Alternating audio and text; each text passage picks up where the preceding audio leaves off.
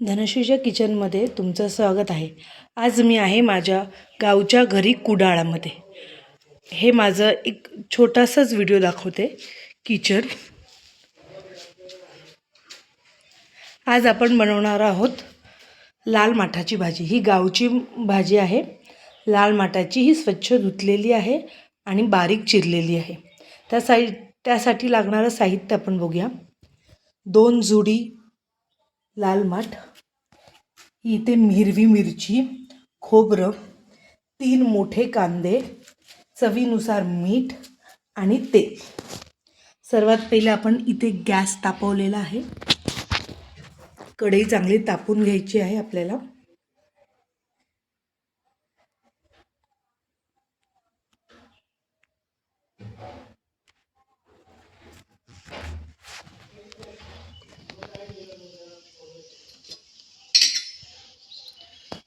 दोन मोठे चमचे तेल टाकायचे आहे। तुम्ही तुमच्या अंदाजे टाकू शकता।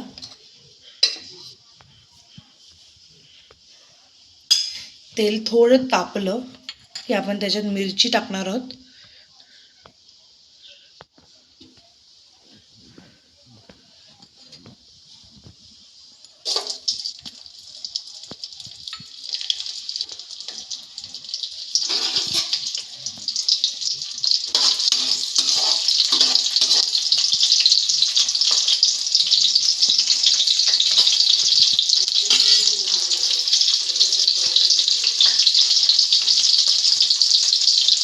आता आपण 3 मोठे चिरलेले बारीक कांदे टाकणार आहोत।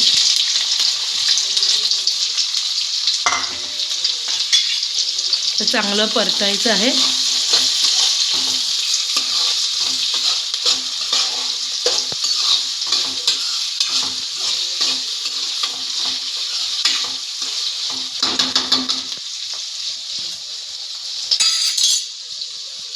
थोडा लालसर झाला की याच्यात आपण बारीक चिरलेली लाल माठ टाकणार आहोत।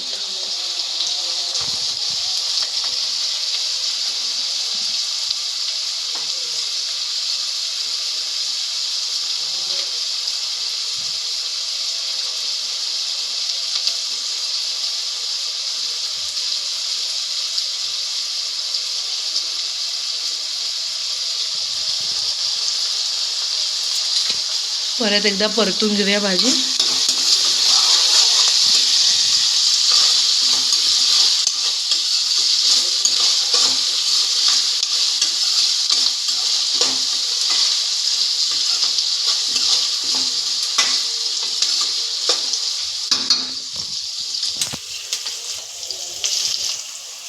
दोन मिनिटं हा कांदा शिजेपर्यंत आपण झाकण ठेवायचं आहे।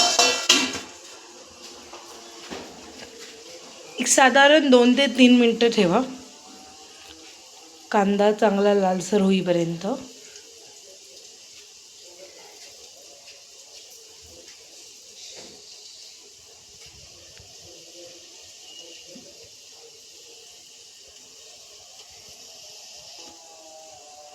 आता आपण हे झाकण काढूया।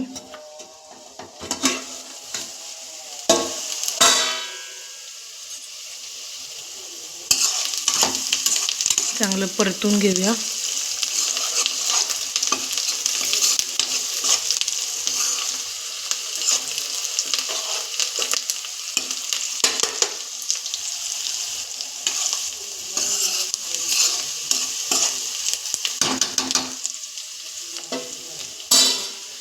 आपण ही भाजी हिरव्या मिरचीवरच करणार आहोत, त्यामुळे लाल तिखट काही घालायचं नाहीये। आता डायरेक्ट आपण कापलेली स्वच्छ धुतलेली लाल माठ, ही गावठी असल्यामुळे ह्याची भाजी खूप छान होते। आता ही आपण टाकणार आहोत।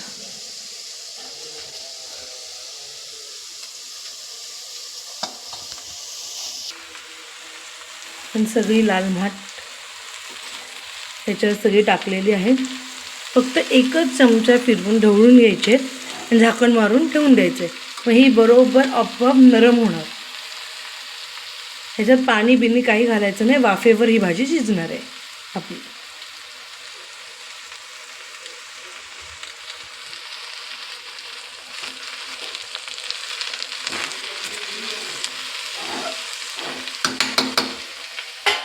आपण झाकण मारून ठेवून द्यायचं.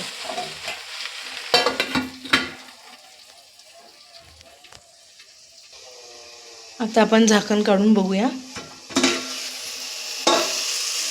आता ही भाजी ह्या भांड्या भरून होती, आता ही सगळी एकदम कमी झालेली आहे. तुम्ही बघू शकता चांगली वाफ येते आहे.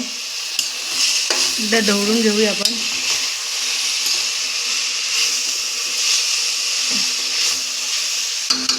आता आपल्याला गॅस बारीक करायचा आहे आणि ही भाजी वाफेवर शिजवायची.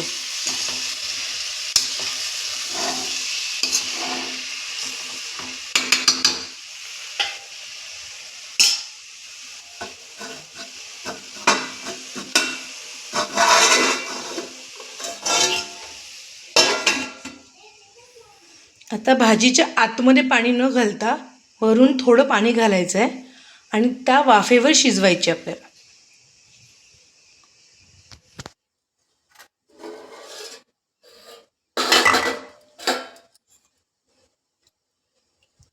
थोडंसंच टाकायचं आहे बघा, मी एवढंच पाणी टाकलेलं आहे. आणि बारीक गॅस करून ही भाजी जवळजवळ एक 10 ते 15 मिनटं शिजायला द्यायची.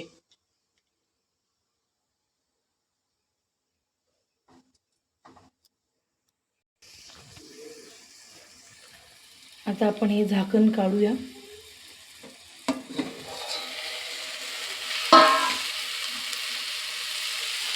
ही भाजी लोखंडीच्या कढईत केली तर खूप सुंदर होते.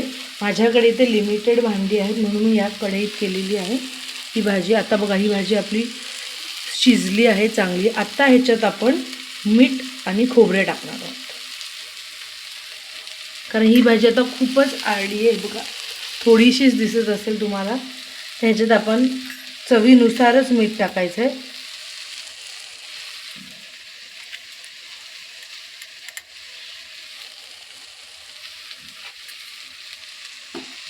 आणि हे जे एक वळं मी खोबरं किसलेलं आहे.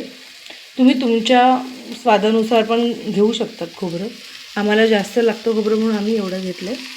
हे सगळं खोबरं मी टाकते.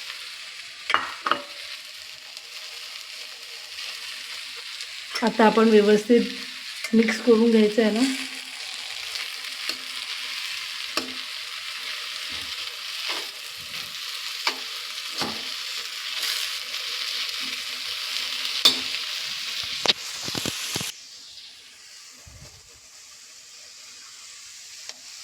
ही बघा ही भाजी अशा प्रकारे आपली आता झालेली आहे. तुम्हाला मी एका भांड्यात काढून दाखवते, कारण इथे काळोख आहे. ते आमच्या इथे खूप लाईट जातात त्यामुळे एक व्यवस्थित दिसत नाही आहे. मी तुम्हाला एक सर्व करताना दाखवते की ही भाजी व्यवस्थित शिजलेली आहे. आता